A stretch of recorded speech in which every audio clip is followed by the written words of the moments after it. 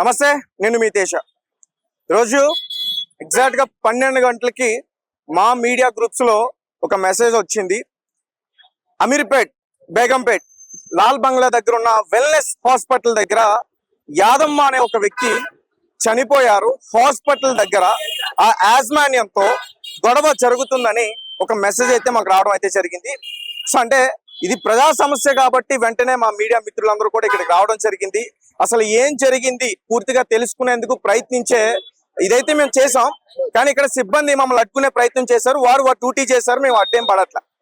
అలాగే వాళ్ళ కుటుంబ సభ్యులతో కూడా మేము మాట్లాడే ప్రయత్నం చేసాం.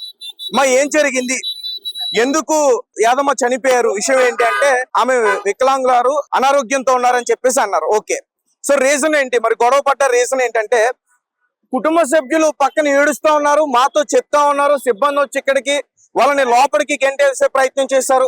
తర్వాత మేము వారి దగ్గరికి వెళ్లకుండా, వాళ్ళు బయటికి రాకుండా ఒక గొలుసు లాంటిది కట్టేశారు.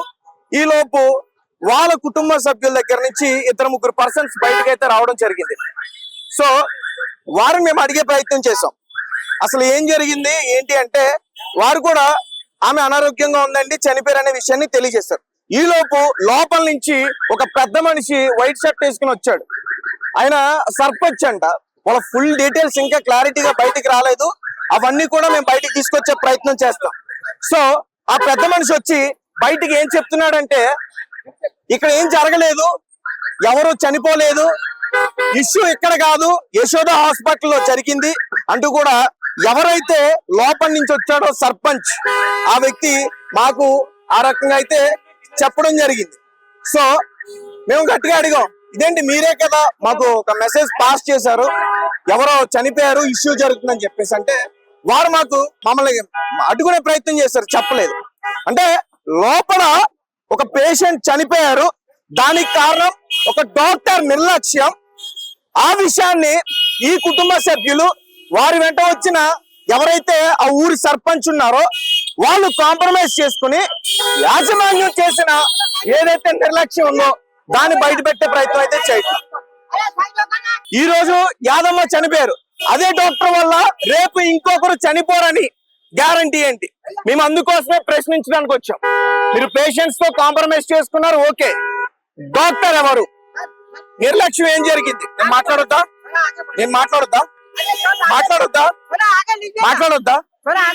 మీ డాక్టర్స్ పిలవండి, మాట్లాడతాం. మీ డాక్టర్స్ పిలవండి, మేము మాట్లాడతాం. అంత ఖాళీగా అవునా? అట్లా మీ డాక్టర్ రెస్పెక్టెడ్ మాకు.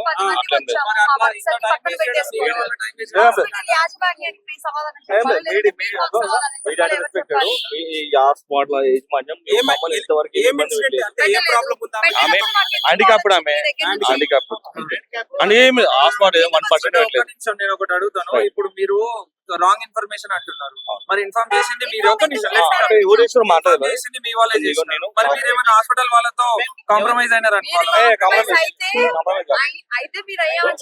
రిక్వెస్ట్ కాంప్రమైజ్ కాదు, బిల్లు 65,000. మరి ఇన్ఫర్మేషన్ ఎవరు ఇచ్చినారు? మీరు కాంప్రమైజ్ అయినారు అని. కాంప్రమైజ్ కాదు. ఇక్కడ డాక్టర్ నిర్లక్ష్యమా లేకపోతే యాజమాన్య నిర్లక్ష్యమా? మీ పేషెంట్ గురించి కాదు, ఇంకా చాలా మంది ట్రీట్మెంట్ కోసం వస్తారు ఇక్కడికి. నిర్లక్ష్యం ఉంటే వారికి డేంజరే కదా. మీరు ఉన్నట్టు ఫ్యాక్ట్ చెప్పండి. మీడియా అనేది మన పబ్లిక్ సర్వీస్ గురించి మన మంత్ ఒకటే. మాకు ఈ హాస్పిటల్ గురించి మాకు మా పేషెంట్ వాళ్ళ కండిషన్ బాగాలేదు. ఓకేనా? పేషెంట్ పరిస్థితి ఏంటి ఇప్పుడు? అయిపోయింది. అసలు పేషెంట్స్ తో కాంప్రమైజ్ చేసుకున్నారు, మీ డాక్టర్స్ నిలవని మేము మాట్లాడతాం. సో ఈ ఇష్యూ అడుగుతుంటే ఈ సిబ్బంది అడ్డుకునే ప్రయత్నం చేస్తా ఉన్నారు. మేము అడిగేదల్లా ఒకటే ప్రశ్న, పేషెంట్స్ తో మీరు కాంప్రమైజ్ చేసుకున్నారు, ఓకే, కానీ నిర్లక్ష్యం చేసిన డాక్టర్ ఎవరు, చనిపోవడానికి కారణాలు ఏంటి? కనీసం ఎవరైనా యాజమాన్యం కానీ వాళ్ళ డాక్టర్స్ కానీ బయటకు వచ్చి మాతో మాట్లాడండి, మాతో ఏం జరిగింది ఆ విషయాన్ని చెప్పండి. ఎందుకు చెప్పట్లా? ఎందుకు కప్పిపుచ్చే ప్రయత్నం చేస్తున్నారు? లోపల చేసిన మీరు ఘనకార్యం ఏంటి అనే దాని గురించి మేము ప్రశ్నిస్తుంటే మమ్మల్ని ఇక్కడి నుంచి చేసేందుకు ప్రయత్నిస్తున్నారు. ఇక్కడ క్లియర్ గా చూడొచ్చు, మీరు పక్కన విజువల్ లో చూడొచ్చు, దాన్ని కూడా మేము తీసే ప్రయత్నం చేసాం.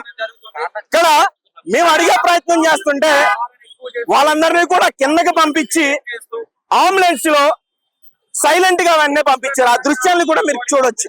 వాళ్ళ కుటుంబ సభ్యులతో సైలెంట్ గా ఎక్కడి నుంచి పంపించే ప్రయత్నం చేశారు. గురించి వస్తే 60,000 బిల్ వేసి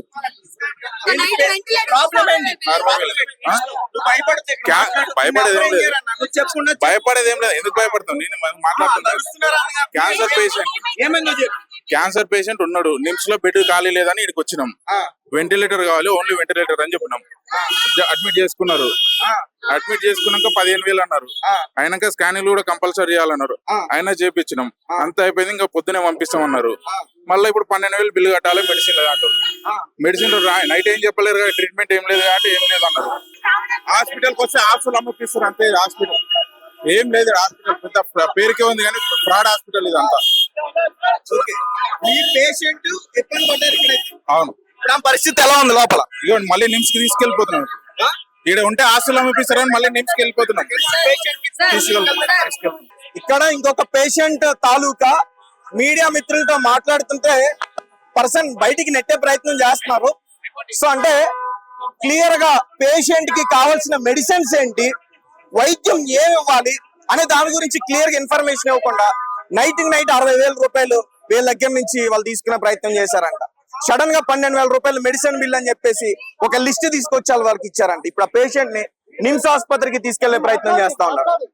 ఎవరైతే నిర్లక్ష్యం వహించారో, యాజమాన్యం కావచ్చు, ట్రీట్మెంట్ చేసిన డాక్టర్స్ కావచ్చు, వారు మీడియా ముందుకు వచ్చి ఏం జరిగిందనే విషయం చెప్తే, పేషెంట్ ఎందుకు చనిపోయారనే దాని గురించి చెప్తే మేము ఇక్కడి నుంచి వెనక్కి వెళ్లే ప్రయత్నం చేస్తాం. ఎందుకంటే ప్రజలకి తెలియాలి డాక్టర్ వల్ల పేషెంట్ చనిపోయారా లేకపోతే పేషెంటే అనారోగ్యంతో చనిపోయారనే విషయం ఖచ్చితంగా ప్రజలకి తెలియాలి.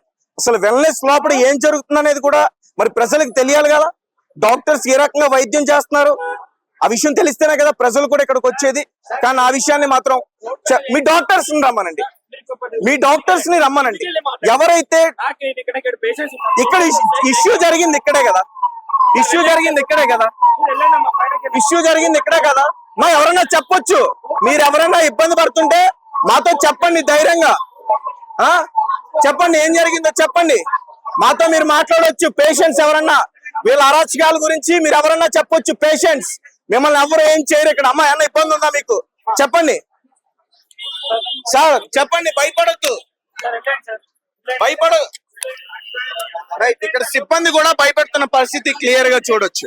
అసలు వెల్నెస్ హాస్పిటల్లో ఏం జరుగుతుంది, వెల్నెస్ హాస్పిటల్లో ఏం జరుగుతుంది, డాక్టర్స్ ఎందుకు బయటకు వచ్చి మాట్లాడట్లా, పేషెంట్ ఎందుకు చనిపోయారనే రీజన్ ఎందుకు చెప్పట్లా. సార్ డాక్టర్ సార్ మీరన్నా చెప్పొచ్చు కదా సార్, పేషెంట్ కి ఎందుకు చనిపోయారు చెప్పొచ్చు కదా. మాకు తేడాలు తెలియదు, మీకు తెలుసు కదా, మీరు చెప్పండి. మీకు తెలుసు కదా, చెప్పండి.